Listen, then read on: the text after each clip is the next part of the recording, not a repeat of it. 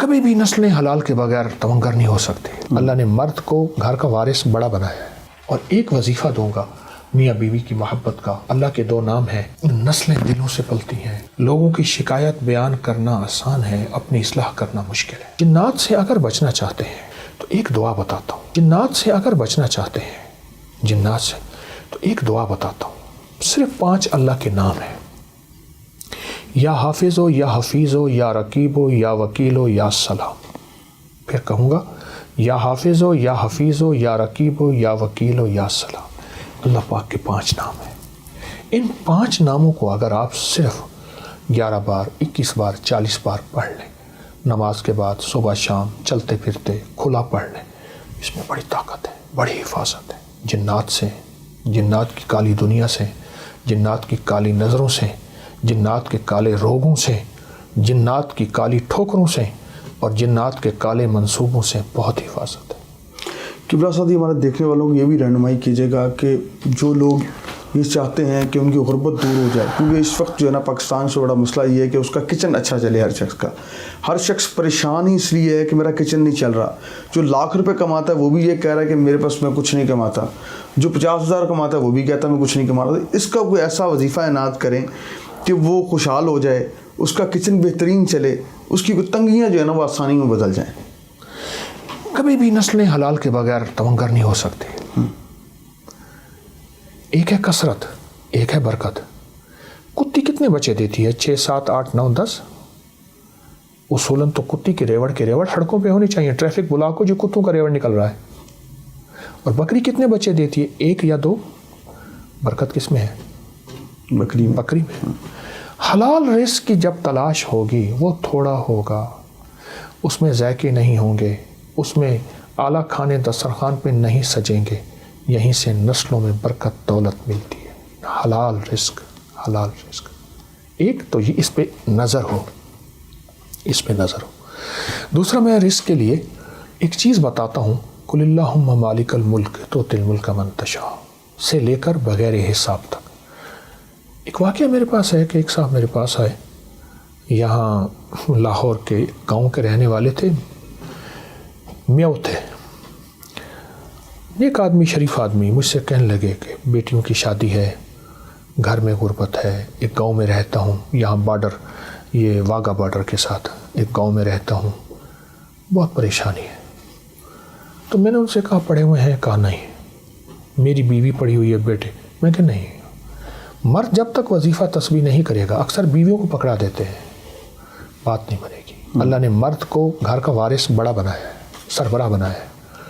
کہ میں یاد کر لوں گا. میں نے کہا یہ آیت یاد کرے, اور پھر سارا گھر اس کو پڑھے ایسے جیسے کوئی پاگل دیوانہ. بہت زیادہ پڑھے, بہت زیادہ پڑھے. کہیں مجھے ملے تھے, انہوں نے کہا جی ہمارے دوست ہیں, ان کی بات سن لیں. کسی پرائیویٹ نوکری کرتے تھے. مجھے یاد ہے اس وقت کہہ رہے تھے کہ میں 12-13 ہزار روپے ماہانہ لیتا ہوں. میں نے کہا اس کو پاگل ہو کے پڑھیں, دن رات پڑھیں, وضو بے وضو پڑھیں. کچھ عرصے کے بعد مجھے ایک جگہ ملاقات ہوئی تو وہ صاحب میرے پاس آئے. میں نہ پہچان سکا. مجھے کہنے لگے میں وہی ہوں, اور اس کی آنکھوں میں آنسو تھے. اب وہ آنسو غم کے نہیں تھے, خوشی کے تھے کہ اللہ نے مجھے, میرے اوپر برکت کے دروازے کھولے ہیں, بخت کے, یہ لفظ ہیں. واہ. کہا کہ ایک وقت ایسا تھا کہ ہم ایک وقت میں بھی بھوکے رہ جاتے تھے, اور جب سے ہم نے پڑھا, کہا پہلے 5-6 مہینے کچھ نہیں ہوا. ہم نے کہا کچھ نہیں ہوگا, آپ کی آواز آئی جلدی نہ کرنا. 9 مہینے کچھ نہیں ہوا, سال کچھ نہیں ہوا, چھوڑا نہیں. بس اس کے بعد جو رب نے کہتے ہیں ایسے چھتیں پھاڑ دی. اور ایک وظیفہ دوں گا میاں بیوی کی محبت کا, آپس میں تعلق کا. یا جامع ہو یا معید ہو, اللہ کے 2 نام ہیں, یا جامع ہو یا معید ہو. یہ اگر کوئی بندہ کثرت سے وضو بے وضو پڑھے, سارا دن پڑھے, گھر میں جھگڑے ختم, محبتیں بڑھ جاتی ہیں, لڑائیاں ختم ہو جاتی ہیں, نفرتیں ختم ہو جاتی ہیں, آپس میں تعلق وسیع ہوتے ہیں. حتیٰ کہ اولاد کی نفرتیں, لڑائیاں ہوں, اور پھپھی, والد یا خالہ یا سوکنے یا گھر کے کوئی رشتے, اگر اس کو کثرت سے پڑھا جائے, بہت زیادہ پڑھا جائے, وضو بے وضو, حتیٰ کہ ناگے کے دنوں میں بھی پڑھ سکتے ہیں, یہ بہت بڑی زندگی ہے. اور ان لفظوں میں بہت بڑی کائنات ہے. اصل ہماری نسلیں ہیں. دیکھیں نسلوں کو جب دل سے دل ملے گا تو نسلیں کی تربیت ہوگی. ہم نے نسلوں کو ٹیوٹر اور کمپیوٹر کے حوالے کر دیا.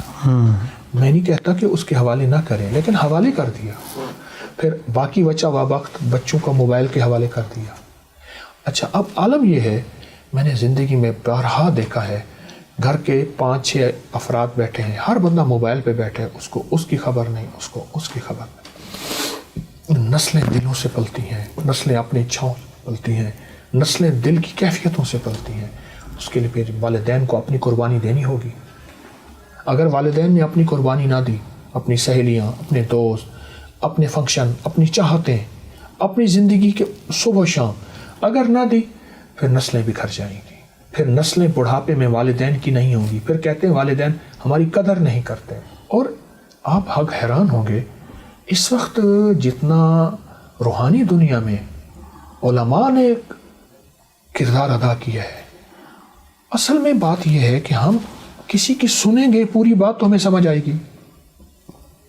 ہم کسی کی بات پوری سنیں. دیکھیں, اختلاف شروع سے رہا ہے, آخر تک رہے گا. اور یہ اس لیے ہے کہ ہمارا سینہ کتنا وسیع ہے, ہمارے اندر کتنی رواداری ہے. اب کریم میں ہر مسلک, ہر مذہب, ہر فرقہ, ہر آتا ہے, اور سارے میرے ہیں. کشکول کے سارے فقیر کے ہوتے ہیں, سارے میرے ہیں. ہمارے دل میں سب کا احترام ہو. دیکھیں, آپ اپنا نظریہ نہیں چھوڑتے, کوئی حرج نہیں, نہ چھوڑیں, لیکن احترام سب کا کریں. غائبانہ احترام اصل احترام ہوتا ہے, منہ پہ احترام اصل نہیں, وہ بھی ٹھیک ہے, لیکن غائبانہ احترام ہو, سب کا احترام کریں. ہمارا پاکستان کا معاشرہ نہیں, پوری دنیا کا جو معاشرہ ہے, اس کو اصل میں لانے والے والدین ہیں, بڑے ہیں. مجھ جیسے لوگ ہیں جس کے ساتھ 4 بندے جڑے ہوئے ہیں. کیا میں ٹھیک ہوں؟ اگر میں ٹھیک ہوں تو سمجھنے پورا معاشرہ ٹھیک ہے. لوگوں کی شکایت بیان کرنا آسان ہے, اپنی اصلاح کرنا مشکل ہے. اور سب سے بہترین چیز اپنی اصلاح ہے کہ میں اس معاشرے کا حصہ ہوں نا. میں سارا دن اعتراض ہی کرتا رہوں بادشاہوں پہ, وردیوں پہ, لوگوں پہ اعتراض ہی کرتا رہوں, تو میری زندگی خود اعتراض کا مجموعہ بن جائے گی. میں لوگوں کی صفات پہ نظر رکھوں. بس ایک لفظ کہوں گا, ایک گندی مکھی ہوتی ہے, وہ گندگی کو تلاش کرتی ہے. ایک شہد کی مکھی ہے, وہ پھولوں کو تلاش کرتی ہے. تو میں دیکھوں کہ اب کیا میں لوگوں کے عیب ہی تلاش کرتا ہوں, بادشاہوں کے, عوام کے, وردیوں کے؟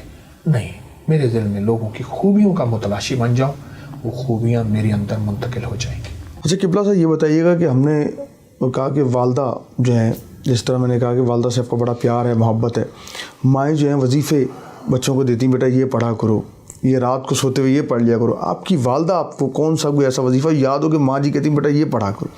وَإِن يَكَادُ الَّذِينَ كَفَرُوا لَيُزْلِقُونَ بِأَبْصَارِهِمْ لَمَّا سَمِعُوا الذِّكْرَ وَيَقُولُونَ إِنَّهُ لَمَجْنُونٌ وَمَا هُوَ إِلَّا بِذِكْرٍ لِلْعَالَمِينَ.